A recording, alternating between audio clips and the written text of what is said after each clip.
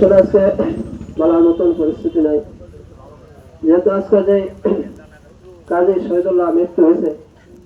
শহীদুল্লাহ আমার ভাই, আসলে আমার তো অনেক ছোট, কিন্তু আল্লাহ পাকের হুকুম মৃত্যু সকল মানুষের গ্রহণ করতে হবে।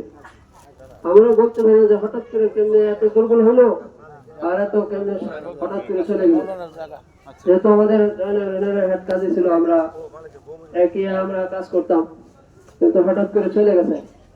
আল্লাহ পাক বলছেন যে কোন নাফসিন যায়কাতুল মাউত, সকলেরই মৃত্যুর যে স্বাদ এটা গ্রহণ করতে হবে।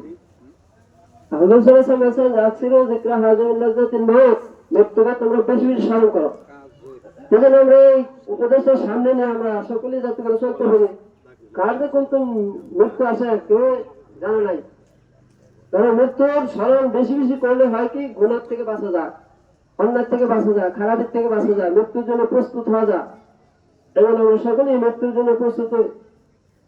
আর আমার ছোট ভাই কাজী শহীদুল্লাহ দীর্ঘদিন এরকম ভাবে কাজীগিরি করছেন এবং বিভিন্ন ভাবে আমাদের এলাকায় সমাজে চলছেন। যদি ওনার থেকে এরকম আঘাত পেয়ে থাকেন, মনে ব্যথা হতেন, তাকে মাফ করে দেবেন, ক্ষমা করে দেবেন। এবং তার যে ছেলে আছে এবং মেয়ে আছে এবং